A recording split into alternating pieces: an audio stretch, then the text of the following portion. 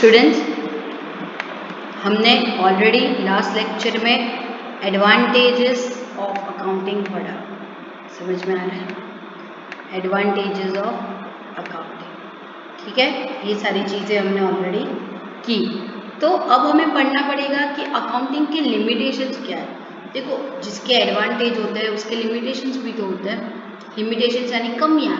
Limitation का meaning क्या होता है? कमियाँ, ठीक है।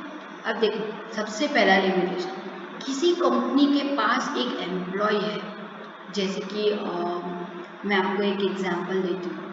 एक स्कूल है, ठीक है, और स्कूल के पास एक मैथ साइंस का टीचर इतना जोरदार है कि सारे जो स्टूडेंट्स या पेरेंट्स हैं वो ये स्कूल में क्यों डाल रहे हैं? ताकि ये टीचर के पास पढ़े। समझ में आ रहा है? तो ये एक नॉन फाइनेंशियल ट्रांजैक्शन क्या हो गया, मैं आपको बताती हूँ। आपके पास अच्छी क्वालिटी के टीचर हो ना, क्या पर ये बुक्स में हम अकाउंटिंग करेंगे इसका, या और मेरे पास बड़ी अच्छी क्वालिटी के टीचर्स हैं तो बैलेंस शीट में लिखेंगे टीचर? नहीं, हम नहीं कर सकते। क्यों? क्योंकि ये इंफॉर्मेशन तो क्वालिटेटिव है, क्वांटिटेटिव नहीं है। पैसों के टर्म पर हम इसे लिख सकते नहीं। वो टीचर की जितनी सैलरी है बस वही अपना एक्सपेंस है और हम खाली उस सैलरी को अकाउंट कर सकते हैं। समझ में आया? उसके अलावा कुछ भी नहीं। तो कोई भी नॉन फाइनेंशियल ट्रांजैक्शन होता है ना, हम उसे कभी अकाउंट कर सकते नहीं है। समझ में आया? Stable value of money.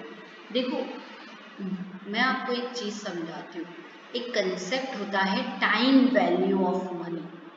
देखो, वो बहुत ही उम्दा कंसेप्ट है। अभी आप बहुत ही प्राइमरी स्टेज पे हो, 11th स्टैंडर्ड में, तो आप उतना नहीं समझ पाओगे। पर मैं आपको एक चीज़ बताती हूँ। आपके मम्मी और पापा बोलते होंगे कि यार हमारे ज़माने में तो 2 रुपए के समोसे आते थे। क्या अपने ज़माने में 2 रुपए का समोसा कहीं भी आपको मिलेगा? नहीं मिलेगा। वो मम्मी और पापा के टाइम पे आते थे। क्या अभी 2 रुपए का समोसा आता है? नहीं। अच्छा, आप सबने देखा होगा कि आप जब बहुत छोटे थे तब जो डेयरी मिल्क आती थी 5 रुपए की, उसकी साइज बहुत बड़ी होती थी। अब उतनी साइज की डेयरी मिल्क 10 रुपए की आती है, और जो 5 वाली आती है वो बड़ी छोटी आती है ना? ऐसा हुआ है? हाँ, ऐसा हुआ है। क्यों? क्यों ये सारी चीजें हो रही है कि अब जो है पैसा जो है ज्यादा देना पड़ रहा है उसी चीज के लिए। पहले एक समोसे के लिए इतने रुपए देने पड़ते थे मम्मी और पापा को अगर खरीदना हो तो। 1 या 2 रुपए में मम्मी और पापा के टाइम पे, आज से 20-25 साल पहले मिलता था समोसा। क्या अभी 1-2 रुपए में कहीं भी समोसा मिलेगा? नहीं मिलेगा, कहीं भी नहीं मिलेगा। क्यों? ये सब टाइम वैल्यू ऑफ मनी की वजह से हो रहा है। समय के साथ पैसों की वैल्यू चेंज होती है। समझ में आ रहा है? देखो, अभी तुम्हारे पास जो लैपटॉप है वो 10 साल के बाद उसकी कीमत बहुत ही कम हो जाएगी। मगर अगर तुम्हारे पास कोई जमीन है, वो जमीन जब तुमने खरीदी होगी, तो जैसे कि पापा का कोई घर, आप जिस घर में रह रहे हो, समझो वो घर 30 या 40 साल पुराना है। समझ में आ रहा है? 40 साल पुराना घर है तो उसकी कीमत ऑलमोस्ट डबल हो गई होगी, डबल से भी ज्यादा ऑलमोस्ट। हमारा जो घर है वो ऑलमोस्ट आज से 40 साल पहले महज 25,000 में लिया गया घर, वो आज 35 lakhs का है, ठीक है। मगर बुक्स ऑफ अकाउंट्स में हम टाइम वैल्यू ऑफ मनी की वजह से जो प्राइस में चेंज हो रहा है उस हिसाब से रिकॉर्ड करते नहीं है। जो भी हम रिकॉर्ड करते हैं उसकी स्टेबल वैल्यू के हिसाब से, जिस कॉस्ट पे हमने वो चीज़ खरीदी है उसी पे हम रिकॉर्ड करेंगे। अगर हमने लैंड 2 लाख में लिया है तो 2 लाख में रिकॉर्ड करेंगे। हाँ, 5 या 10 साल पहले बाद में वो 10 लाख का भी हो सकता है, ठीक है। मगर हम जो है स्टेबल वैल्यू ऑफ मनी में बिलीव करते हैं, ठीक है, जब हम अकाउंटिंग करते हैं। तो ये गलत बात है ना? ये क्या है? कमी है अकाउंटिंग की। क्या है? कमी।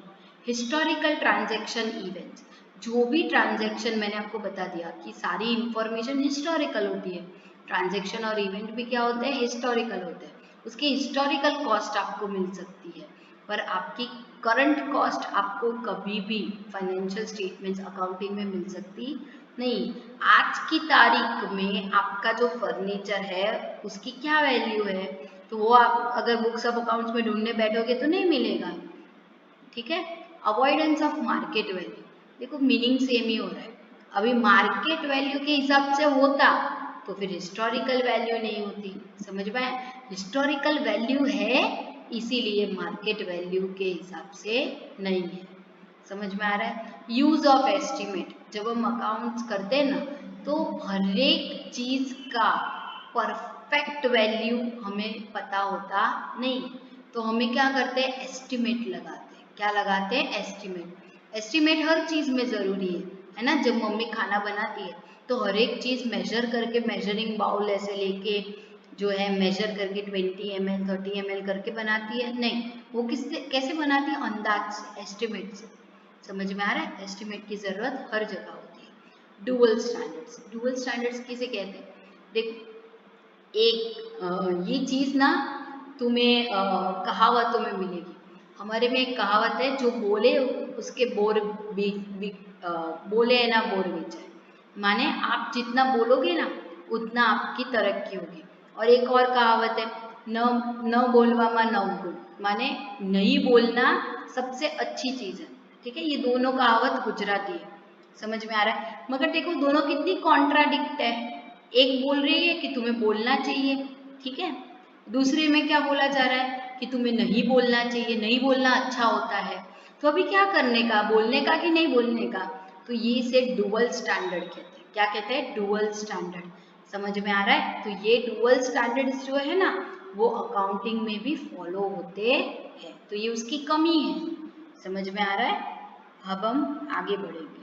ठीक है। Accounting as a language of business, ऐसा कहा जाता है कि हमारा जो धंधा है, देखो भाषा जो होती है वो क्या होती है पता है? हमें अगर कोई मैसेज किसी को देना है, हमें मम्मी को बोलना है कि मुझे भूख लगी है, तो हम जब अपने मुंह से वो सेंटेंस बोलते हैं तो हम उसे भाषा कहते हैं। क्यों? क्योंकि भाषा से क्या होता है, हम जो इंफॉर्मेशन पास करना चाहते हैं सामने वाले को वो ठीक तरीके से हो जाती है, और सामने वाला भी हम जिस सेंस में बोलना चाहते हैं ना उसी सेंस में समझता है, उसे हम भाषा कहते हैं। अकाउंटिंग क्यों धंधे की भाषा है? क्योंकि धंधे को जो भी मैसेज धंधे से हमें लेना होता है ना वो हम कैसे लेते हैं? अकाउंटिंग की तरह से। जैसे भाषा से मैसेज पास ऑन होता है, वैसे अकाउंटिंग से क्या होता है? धंधे का मैसेज पास ऑन होता है। जैसे भाषा के कुछ नियम होते हैं, ग्रामर वो क्या है? नियम है। किसके? लैंग्वेज के। स्पेलिंग्स क्या है? नियम है। किसके? लैंग्वेज के। समझ में आ रहा है? तो ऐसे ही अकाउंटिंग किस पे चलता है? प्री डिटरमाइंड रूल्स पे। किस पे चलता है? ये देखो, प्री डिटरमाइंड रूल्स पे। ठीक है। लैंग्वेज में फ्लेक्सिबिलिटी भी होती है और टाइम बेस्ड होती है। वैसे अकाउंटिंग में भी फ्लेक्सिबिलिटी होती है, मैं आपको बताती हूँ। अब अगर आप देखोगे ना तो अपनी जो जो भी आपकी मदर टंग है, हिंदी ले लो, या तो अगर कोई मराठी है तो मराठी, या गुजराती है तो गुजराती। ठीक है। आपकी मदर टंग में आप देखोगे कि बहुत सारे इंग्लिश वर्ड्स जो है वो इंक्लूड होते जा रहे हैं, है कि नहीं? अब हम जब बोलते हैं, ठीक है, तो डॉक्टर बोलते हैं, चिकित्सक बोलते हैं नहीं, मैं जा रही हूँ डॉक्टर के पास। अभी जो इंसान पढ़ा लिखा नहीं है ना वो भी डॉक्टर ही बोलता है। जैसे कि मैं अपनी काम वाली बाई का एग्जाम्पल दे रही हूँ, तो वो नहीं पढ़ी लिखी फिर भी वो क्या बोलती है? मुझे डॉक्टर को दिखाने जाना है। डॉक्टर वर्ड क्या है? इंग्लिश है। समझ में आ रहा है? तो अब जो है हमारी भाषा में फ्लेक्सिबिलिटी होती है, इसकी वजह से चेंजेस आते रहते हैं, स्टेजेस होते हैं भाषा के भी। वैसे ही अकाउंटिंग में भी क्या होती है? फ्लेक्सिबिलिटी। इसीलिए उसमें क्या आते हैं? चेंजेस आते हैं। ठीक है। लैंग्वेज को या लिखकर या बोलकर बताया जाता है, उसका जो भी मैसेज है आप उसे कंटेंट भी कह सकते हैं। ठीक है। एक्सप्लेन किया जाता है। वैसे ही अकाउंटिंग में इंफॉर्मेशन ऑफ द बिजनेस कैसे दी जाती है? ट्रांजैक्शन से। कैसे दी जाती है? ट्रांजैक्शन से। ठीक है। तो ये जो फंक्शन होता है जिससे इंफॉर्मेशन प्रोवाइड होती है उसे क्या कहते हैं? अकाउंटिंग। इसीलिए अकाउंटिंग को क्या कहा गया है? Language of the business. क्यों? क्योंकि वो क्या देता है? बिजनेस की इंफॉर्मेशन, जैसे कि भाषा देती। अब हमने ये ऑलरेडी ये वाला पार्ट जो है वो हमने बीए में ऑलरेडी पढ़ लिया, इसीलिए मैंने पहले बीए लिया था। कुछ कंसेप्ट ऐसे होते हैं जो पहले बीए से अगर आप समझा दो तो अकाउंट से बहुत ही इजीली समझ जाते हैं। साइंस क्या होता है? रूल्स और प्रिंसिपल्स बेस्ड होता है, ये मैंने ऑलरेडी करवा दिया है। ये रूल्स कैसे होते हैं? यूनिवर्सली एक्सेप्टेड, सबको मानना पड़ेगा कि सन एक स्टार है। समझ में आ रहा है? कोई डिनाई नहीं कर सकता कि सन एक स्टार नहीं है। समझ में आ रहा है?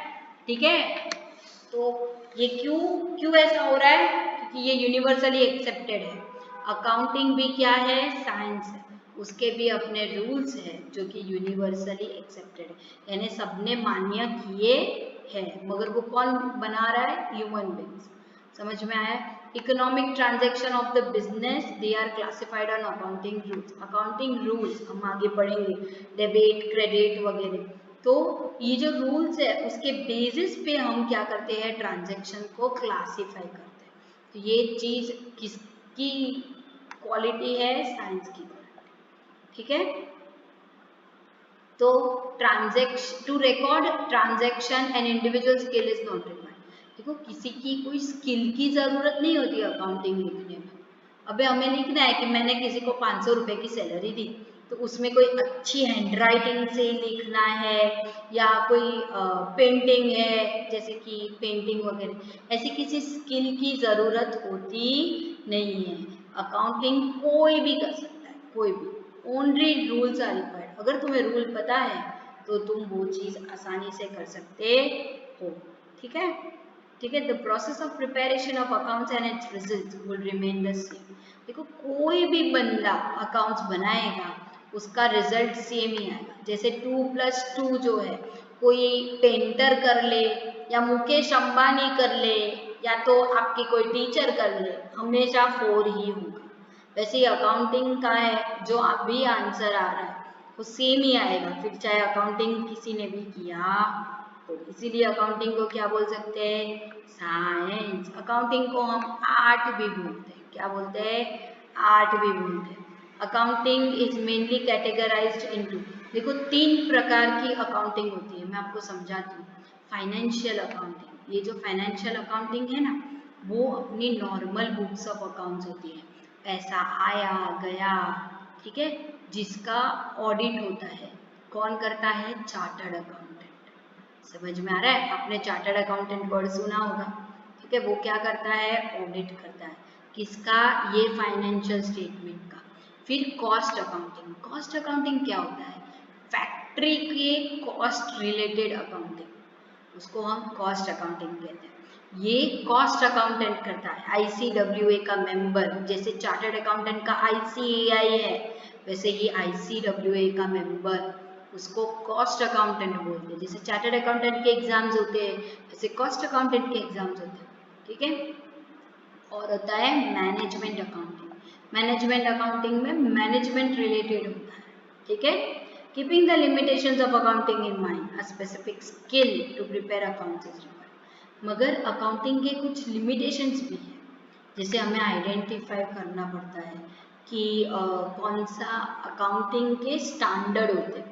जैसे तुम्हारे साइंस में कैसे फॉर्मूलाज होते हैं, ठीक है, सोडियम क्लोराइड, NaCl, ठीक है, वैसे फॉर्मूला होते हैं, वैसे अकाउंटिंग में स्टैंडर्ड होते हैं। तो वो स्टैंडर्ड जो है उसको समझ के इम्प्लीमेंट करने के लिए हमें स्किल की जरूरत होती है। जैसे हमें लेबोरेटरी में एक्सपेरिमेंट करने के लिए स्किल चाहिए ना, वैसे। समझ में आ रहा है? तो इसलिए अकाउंटिंग आर्ट भी है और साइंस भी है। ठीक है, अब we will end the lecture for today.